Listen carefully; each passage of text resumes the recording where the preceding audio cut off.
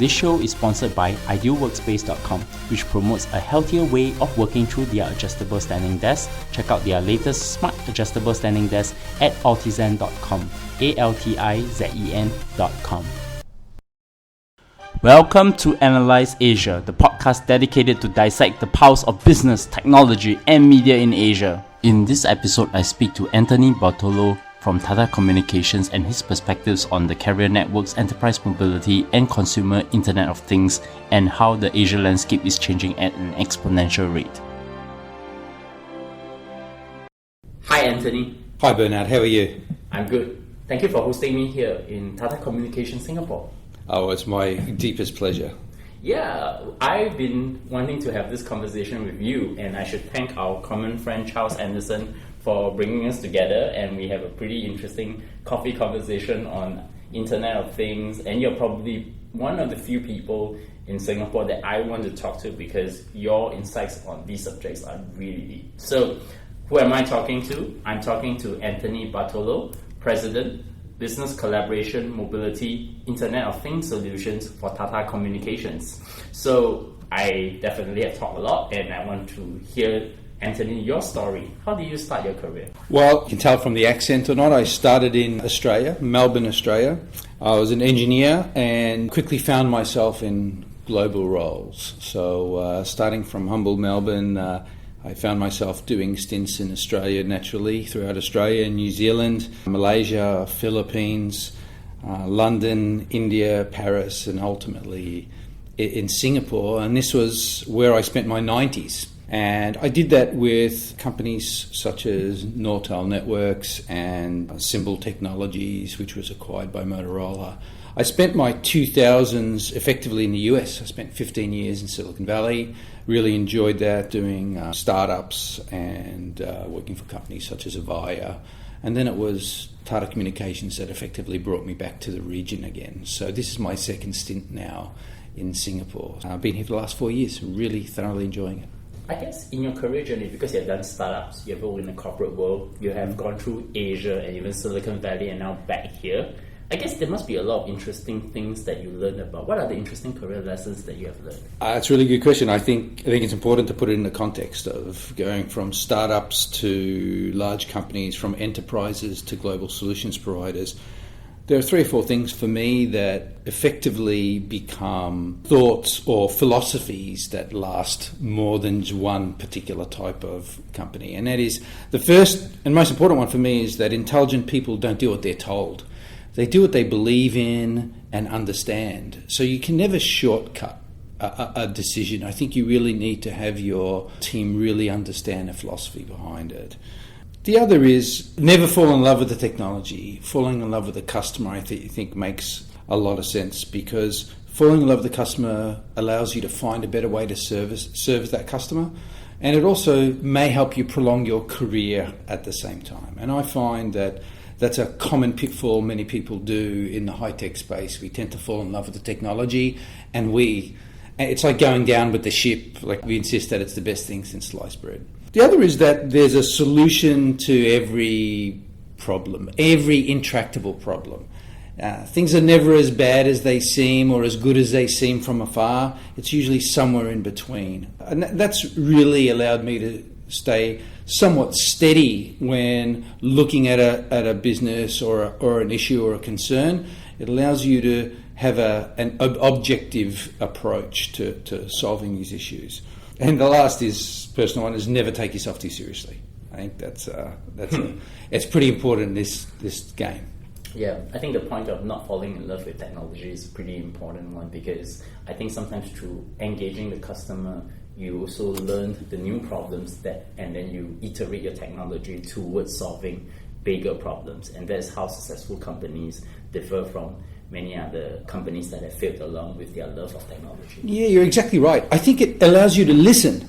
I mean, you're actually listening to the customer when you have an objective approach to something like that. And I think that's terribly important, because sometimes we're focusing on the technical or engineering minutiae of an issue or a concern, but the customer may not technically care about it, and nor can they progress your cause either. I mean, they're usually not in a lot of cases not technically savvy. They may have another core competency that they're focusing on. Technology is just a method to get them to be more efficient, effective, or responsive to their customers. I think this is where we want to come to the main topic, because I think one of the interesting part of it is the company Tata Communications, which is part of the most well-known Tata group in India. So it's based in Singapore. So I want to first start off by asking you, can you briefly describe Tata Communications and what it does in the networking space? Sure. Well, over the past decade, Tata has actually come from being a wholesale service provider to in the Indian market, to becoming a leading service provider on a global basis. So we provide New World communications to enterprise customers and service providers. We don't go directly to the end consumer, so we're a B2B or a B2B to C service provider. We're a global company. We're based here in Singapore and also in Mumbai. We have roots in emerging markets, so it's something that we have a core competency on. We're about $3 billion public company. We're a part of a very large Tata group with a flagship telecoms arm of that group, and that group's $103+ billion today. We have 75 to 77% of our revenues outside of India, so we are truly global in many senses of the word. We have 8,500 employees. We're the largest wholesale provider, doing some 53+ billion minutes of wholesale voice traffic annually. We touch some 1 in 10 voice calls a day. We also have 1,600 telco relationships, which is a lot of people don't recognise, that allow us to connect you to any carrier effectively in the world, and 70% of the world's mobile network operators as well. We have the world's largest wholly owned terrestrial and subsea cable network in the world, some 710,000 kilometres of terrestrial and subsea fibre, carry 24% of the world's internet traffic, 44 data centres, 400 POPs around the world. We have some 15 terabytes plus of lit fibre around the world. So quite a significant infrastructure offering that allows us to offer services globally. So I guess most of the so-called day-to-day customer access through your infrastructure, but your actual customers, actually the operators that actually gave them that infrastructure, for example, the telcos in Asia. Yeah, it's operators and multinational companies. So our customers a lot of people call us the service provider to the service providers, and we also deal with multinational companies who have offerings in many countries around the world, often come to us directly in order to service their needs on a and also the undersea cables, right? Yeah. Coming from the US to Asia and to India. Some companies come directly to us. At the end of the day, we're an enabler. We enable a service provider to look global, so they go from being in one jurisdiction. Because if you look at the telco space, they're landlocked. They have a jurisdiction in any particular area, country, or jurisdiction, and when they want to go outside of that, they come to somebody like us. And multinationals do the same thing. Multinationals they operate in 15 countries, or maybe like us, operate in 38 countries. Do they want to go and sign a contract in 38 separate countries with 38 separate carriers, or do they come to a one-stop shop such as ourselves and do that, and then we add services on top of that for them, anything from unified communications to mobility services and IoT, etc. What's your current role and coverage in Tata Communications? Sure. I run the collaboration unified communication suite of products, the mobility portfolio, and the IoT portfolio for Tata Communications. And that's worldwide. That's actually with all the network infrastructure, and then how you actually build these solutions on top of that infrastructure. Correct. They sit on top of this huge fibre and network infrastructure, because capillarity is a very important concept, because the closer you can become to that end customer or that end customer's customers, the better you can serve those customers, particularly in the latency sensitive world that we live in today. So my services sit on top of that infrastructure that we have. And suppose latency is a very important problem in managing networks. It is. It's an important problem managing applications. I mean, we keep talking about, I think you and I have had this conversation in the past, which is we talk about latency sensitive things or interesting things such as automated vehicles or UAVs, etc. Latency is really important. that responsiveness in an automated vehicle needs to be near human responsiveness, and you need the lowest latency possible. You can't wait for a signal to traverse the world and then come back before it decides that it needs to turn a corner or apply the brakes. Yeah, I think a lot of people don't appreciate that how fast things actually load in time. Oh yeah. Even with applications, and they don't know that most of it is actually powered by networks run by infrastructure providers such as yourself to make sure that nothing goes wrong in the process. Yeah, I think you'll find that applications more and more will get sensitized to the latency. Their capabilities will move in orders of magnitude as we reduce the latency for some of this processing, particularly at the edge. I think the more interesting part of the conversation, because you build on top of the infrastructure layer, what are the products and services that's provided by Tata Communications in your area of interest then? Sure. For mine, it's unified communications, cloud data centers, network naturally, security and mobility and IoT. So I focus primarily on the unified communications. That could be any collaboration services or connectivity that's required, whether that's services such as Skype for Business or WebEx or Cisco products or audio, video, web conferencing that are required, that facilitate collaboration within an enterprise. And that becomes exacerbated when you're talking about multinationals. Collaboration becomes really important. Obviously, you can get on a plane to do that. However, it's obviously much more practical and we all do it today, every day, with web and audio and video conferencing. So we facilitate that.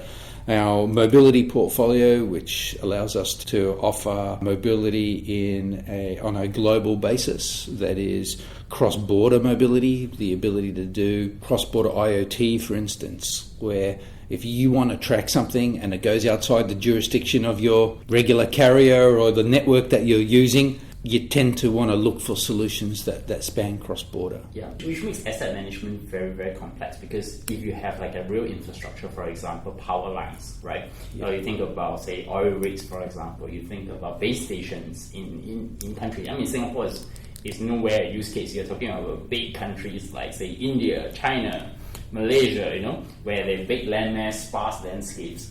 And then you think about putting those infrastructure in place. You also have to do the asset management side. I guess in your space, you actually have to get all those assets so that they can be able to know exactly which node is going down and how the communication goes between these nodes, right? Yeah, I mean, that's certainly one aspect. The other is, if you think about those very large countries, for instance, just look at asset tracking. I think Europe and Asia are two areas of the world where this is really apparent, because if you think, let's talk about Europe, because you're effectively landlocked. The ability to track an asset that goes from one country to another, and sometimes back and forth, and in multiple countries, is actually it's non-trivial at the latencies that you're expected to do it, depending on the application, at the value of the asset that you're looking for, at the accuracy that you're looking for.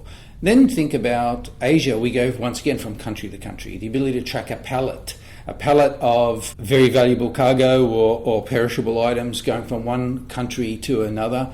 That goes outside the jurisdiction of your local friendly carrier. These become intractable problems for your local carrier, but they're a common one that we solve in someone such as ourselves who have a global purview. So we run into that on a quite a regular basis. Who are the customers to your products and services? I think you mentioned the telcos, that's one group. Yeah. There must be also other, what I call infrastructure owners that are involved in this, right? Yeah, most of the time it's once again service providers, as you've articulated, but it's primarily B2B customers or B2B2C. So it could be very much like very large players who have a platform of their own, and we provide elements of that particular platform to service their customers.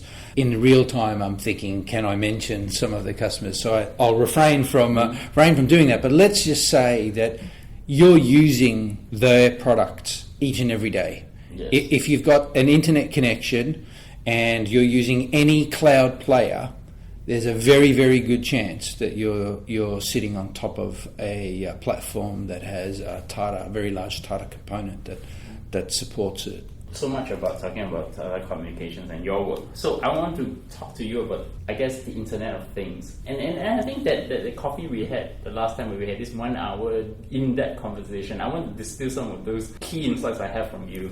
In your perspective, what are the critical factors that actually for Internet of Things will eventually gain adoption from customers? And by customers, I don't define the usual day-to-day customers. I'm talking about the enterprises. I think that's really where the adoption of IoT, because the normal day, like you and me, we don't actually touch IoT. Our devices might touch IoT, but we don't really intend, unless you're talking about, Fitbit or Apple Watch. But come on, those are small pieces of what scope really is. Well, I think you've touched on the the consumer space versus the enterprise. The consumer space is effectively driven by convenience. Convenience drives the consumer space, and that drives scale.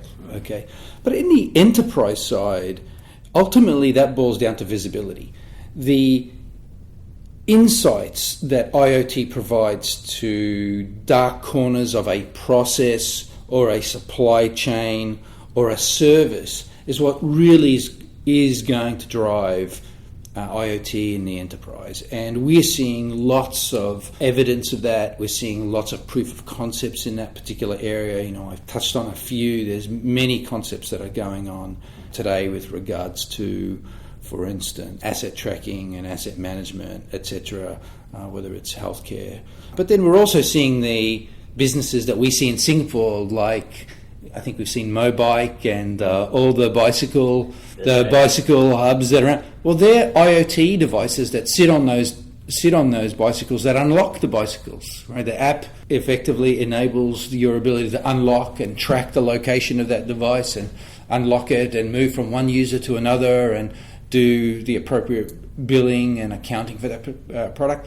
IoT enables that today, and so we see that in those type of new services today. Yeah, that's the part I'm interested in, right? You talk about bicycle. I think that's a very interesting use case. Yes. There's also the use case of UAVs, which you brought up earlier, and autonomous vehicles, self-driving cars. My question has always been, and I work on these areas too, so I always had this view that I need 5G networks. And the reason is that even though I think in the US, Tesla is using 3G and 4G networks to facilitate their updates and data transmission, I think the latency problem is not really solved. Because if you started to have 1,000 of these self-driving cars on the road and we start transmitting data into the cloud, the infrastructure will totally be in a meltdown without a fast turnaround with and latency as well. So what is your view on this so-called, I call it the connected transportation world, where the IoT infrastructure actually sits within it?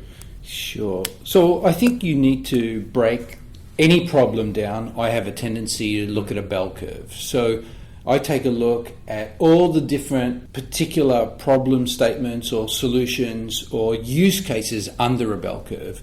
And right now, IoT can cover 80% of those where latency may not be a dramatic requirement. Yeah. Then you've got the edges of the bell curve, and that's autonomous cars and maybe highly latency sensitive things such as UAV requirements, for instance, and they require very, very low latency. 5G can get us to, I think it's about 10 milliseconds of latency. So it still doesn't get us there, because for fully autonomous cars, there's a requirement to be human-like, which is about a millisecond. So that's an order of magnitude away. The reality is that's still an order of magnitude away. That doesn't mean that they're intractable or non-solvable problems. I think humanity and engineering is about understanding where you are and recognizing where you want to go. If you understand those 2 points, engineering and human ingenuity will get you there. When you can't get there, that's because you really don't know where you're starting from, or you don't know where you're going to, or sometimes both. When you have both, we have proven the ability to solve for those. And I think that's just a matter of time. I don't think it's tomorrow. I don't think it gets solved with 5G. But what 5G enables is a larger swath of use cases to be available to us. Likewise, by the way, batteries. It was the other conversation that I believe you and I had talked about batteries once before too.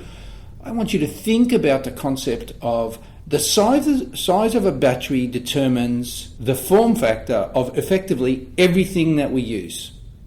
The electric vehicle, our watches, our Fitbit, our wearable is the size of the battery, that form factor. And I think as technology really progresses in battery technology, we will see use cases really start to explode. Those corner cases go away. How much power something consumes fundamentally determines its practical lifespan or applicability, because the battery's only so big, right? Or the weight of the battery, right? It's not only the physical size, but it's the density in the weight. And those things are huge factors. They're factors in drones, right? We all know that. In drones, can you imagine if the technology moved at orders of magnitude for the batteries? All of a sudden, there'd be concepts that appear before us that were once unfathomable, which are available to us. And I think we're entering into that era now, because I think slowly there's the realization that we're embarking on these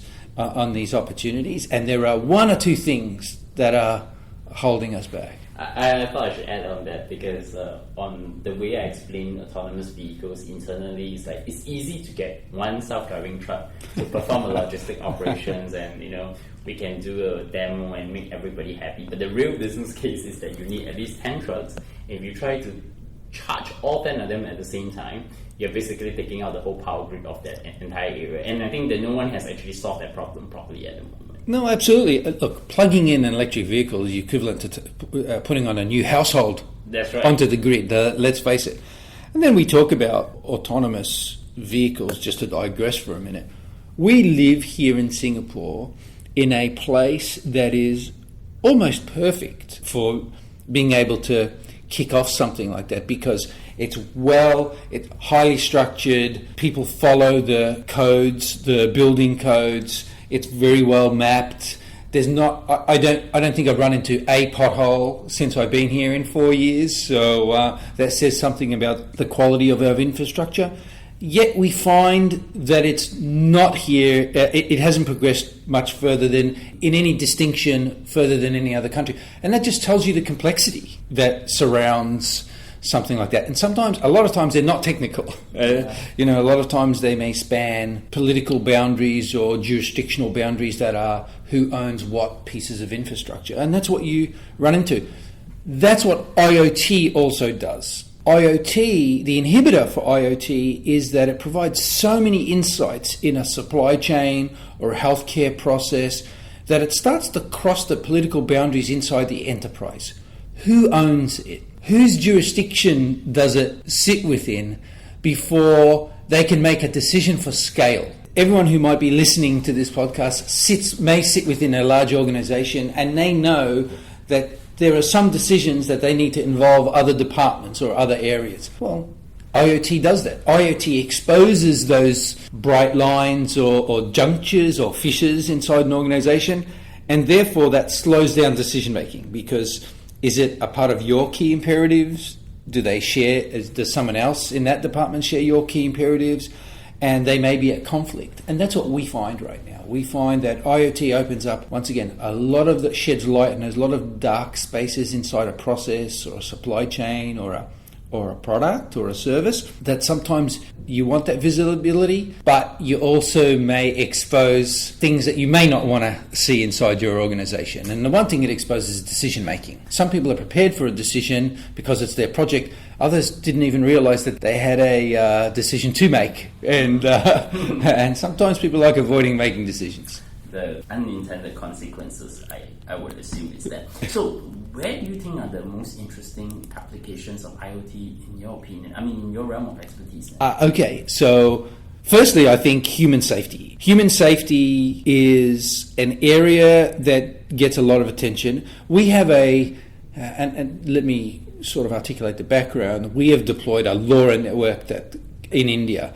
In the last 9 months, we've covered 128 million people in the network. It just tells you the speed at which you can deploy a network such as that, and we'll be covering 400 million by the end of next year. What we found as really interesting use cases are human safety, whether it's people working in hazardous environments, wearing a safety watch, for instance, that measures not only the Fitbit type of things, such as your heart rate and etc., but Are you lying down? Have you moved in any reasonable period of time? Are you in a very high temperature environment, such as a blast furnace? Noxious gases may have a gas sensor in the watch.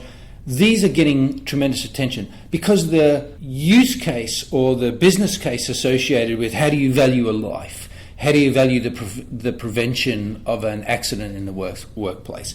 Also, that it's quite topical to have female in the workplace tracking their safety in a particular workplace or on a subcontinent happens to be topical right now. So we're seeing human safety being a big deal. We're naturally seeing asset tracking, we've talked about that, and supply chain, we're seeing lots of those types of use cases. Payments, the facilitation of payments. I mean, payments is not simply, hey, let me do a PayLah or a touchless credit card. What about understanding the stock inside a retail outlet so I can pay my suppliers who stock those shelves, being able to see that quickly or being able to detect that or detect whether the refrigerator is empty with a particular vendor's beverages and therefore sending the right amount of beverages to that store to replenish the stock so there's no shortage and it's right time, right place, right quantity type of thing. We're seeing a lot of that. And that touches into the food and agribusiness. I think they're really interesting spaces.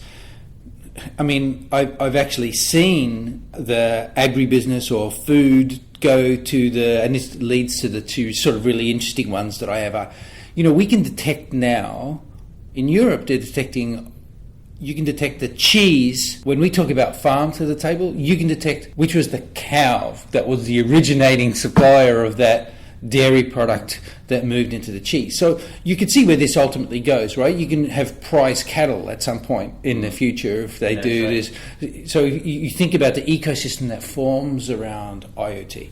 But then you get to the ones that put smiles on your face, such as they've invented an IoT-enabled mousetrap. We have invented a better mousetrap. We've been talking about that for years, but the ability to have a mouse or a pest control device that can tell you whether it's been compromised. Whether it's gone off, there's something there, or just needs to be tripped. That changes business models, right? So we see that time and time again. I find that one a little bit funny. That's the one I tell my kids about. So so there is a difference between consumer and enterprise IoT technologies. I guess my question to you is, what are your opinions? I mean, you talk a lot about the enterprise space. What are your thoughts on the consumer space then? I think I'll go back to the statements I mentioned before. I think the consumers are fundamentally driven by convenience. And I think it's that convenience. We can all relate to being consumers because that's what we all are. So I personally, and a lot of people don't, as much as I am a technocrat, I tend not to gravitate to the latest and greatest unless it drives a convenience factor for me. I look at it and say, how does it enable more time for me or to be able to do something faster, quicker, better, at better quality?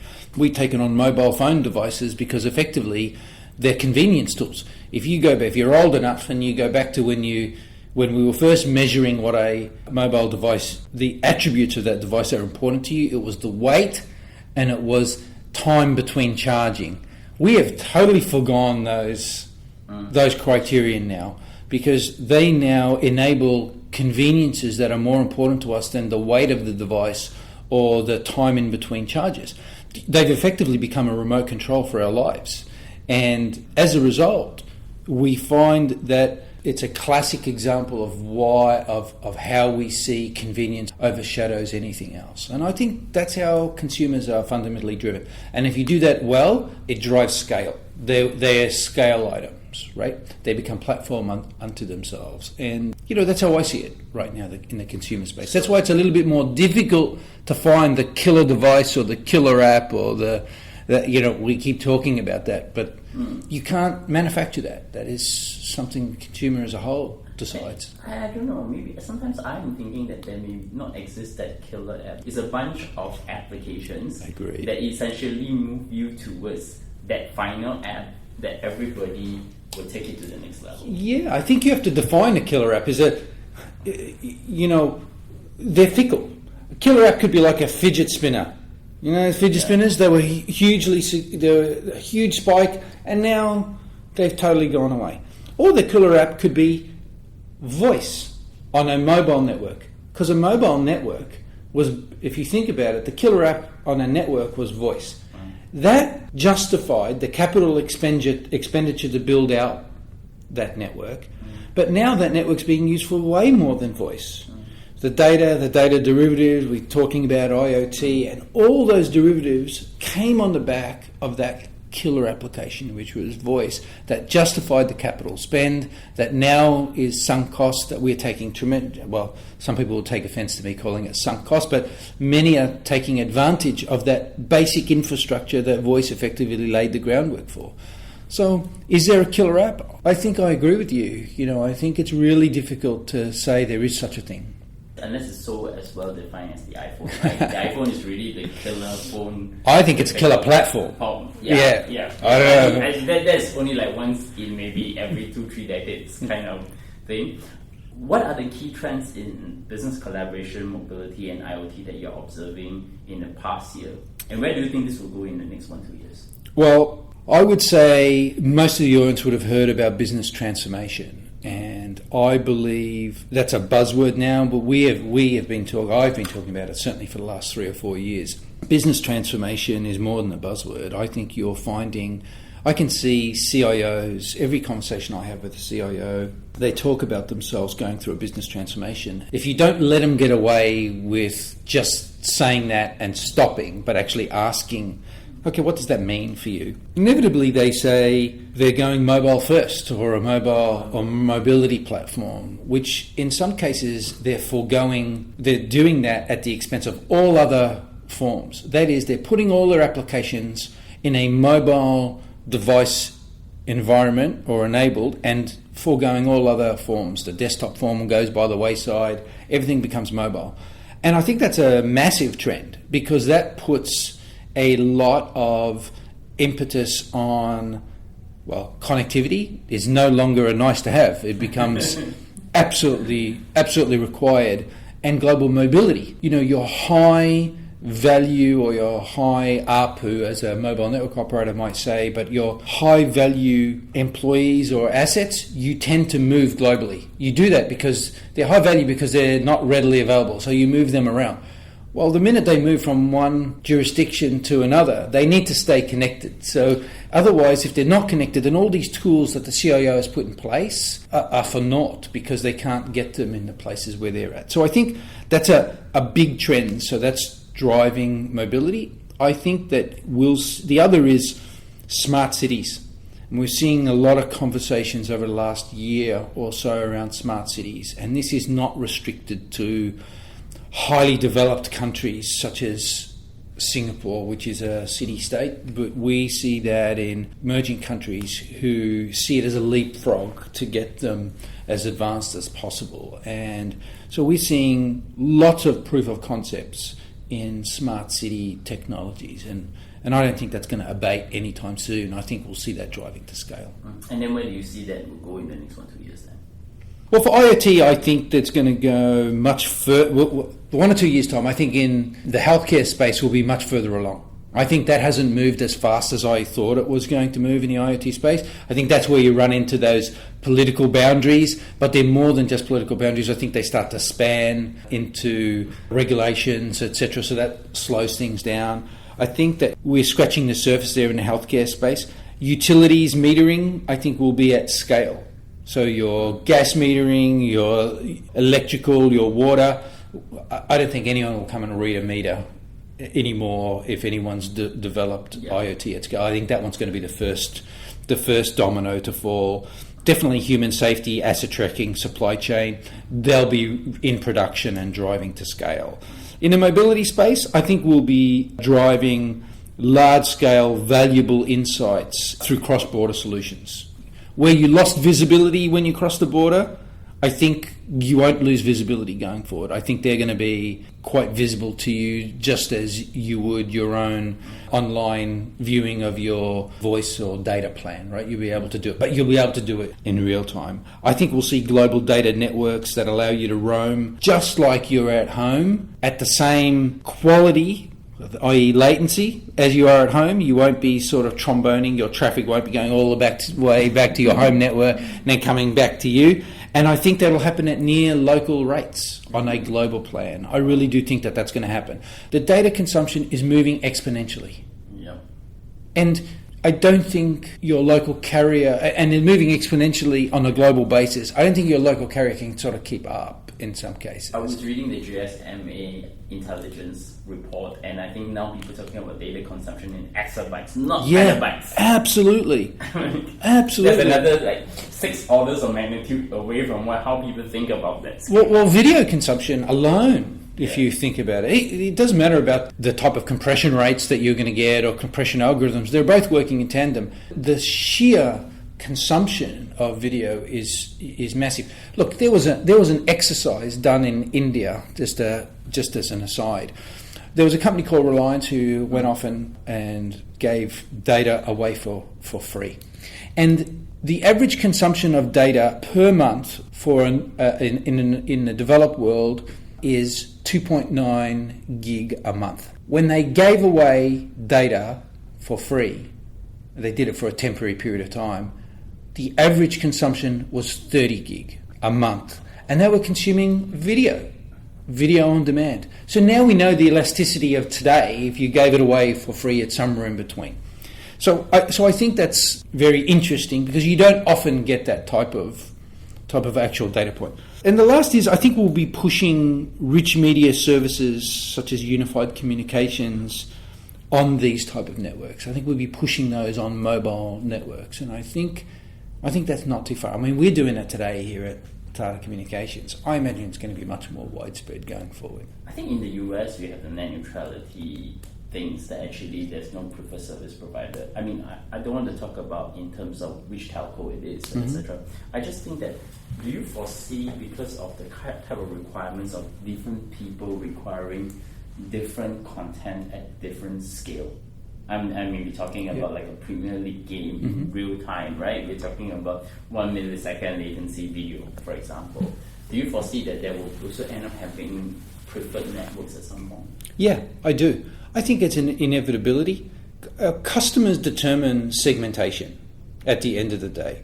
If you look at the vehicle that you drive, you've determined the segmentation of the market. You're willing to pay for X type of vehicle at Y type of price. You know you can get higher orders or lower orders of vehicles, but you've determined that you've effectively made a segmentation decision. The consumer, as in aggregate, is actually quite intelligent. Or if you think about it, it's a neural network. They decide the segmentation.